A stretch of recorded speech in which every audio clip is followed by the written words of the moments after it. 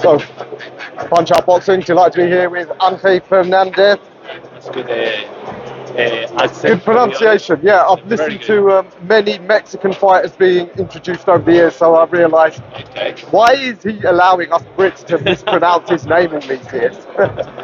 Very good accent, man. Very good. Thank you. Yeah, so 5 years on, perfect time for a rematch for both these guys, as cruiserweights probably peaking in their 30s. Your man Richard seems to be quite a favourite. I think people are going a lot by Chris's last fight, got hit a lot by right hands. You don't want to get hit by Richard Riakporhe right hand, but I'm sure as a coach you're not going to be relying on that. No, of course not. Like we're not expecting, looking for like one punch, because when you expect, things don't happen. We never like look back at kind of like CBS last performances, if they were good, if they were not good. We just focus on ourselves, and we prepare for the best CBS, and that's what's going to happen on Saturday night.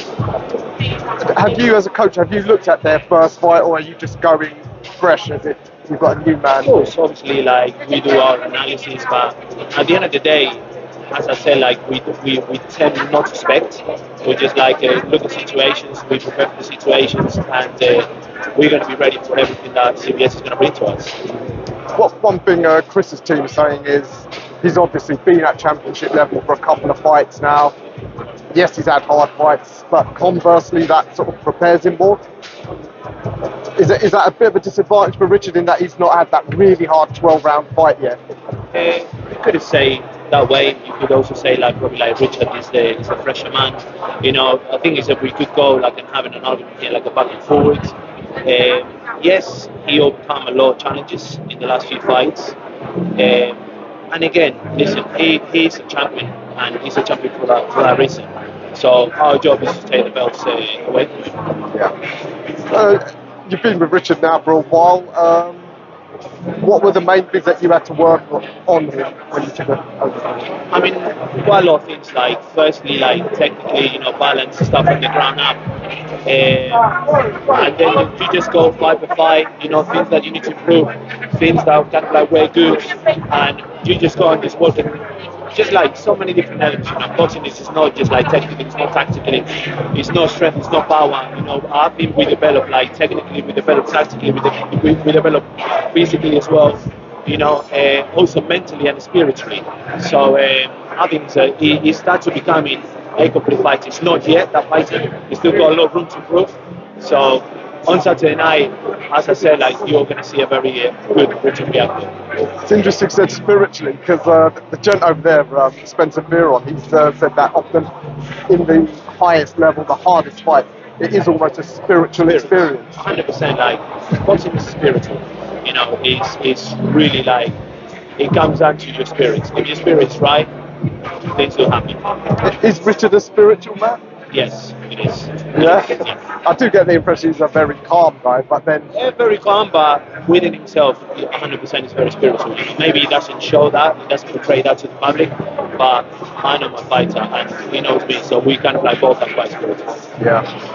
How happy is he to be fighting for the world title in front of his home fans? Oh, come on, we're grateful to be here, we're grateful to kind of find all his fans, and we look forward to Saturday night, we really do.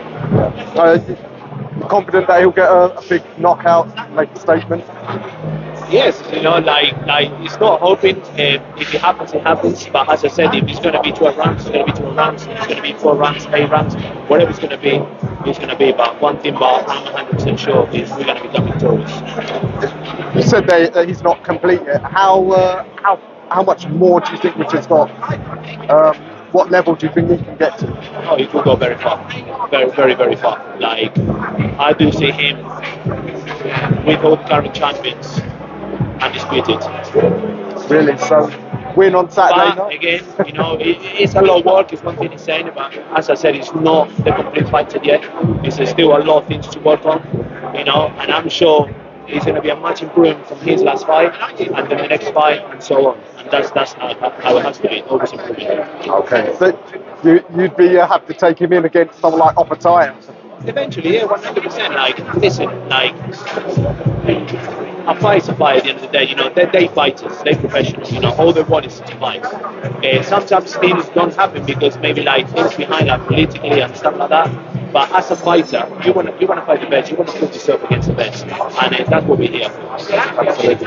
Just going to ask a bit about yourself, because you're off from Spain, not one of the powers in boxing, known more for football. Yeah. Tell us a bit about yourself, your background in Obviously, boxing. just like, came into this country, I was an amateur, in here, and I always, in a way, kind of like wanted to be a professional, but as I said, like, it's a lot of policy behind tickets and stuff like that. If you don't sell the tickets, it's very hard for you to turn pro, and I went into the coaching.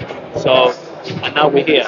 It's a long story. I could start talking here and probably have like a podcast with you, for like hours.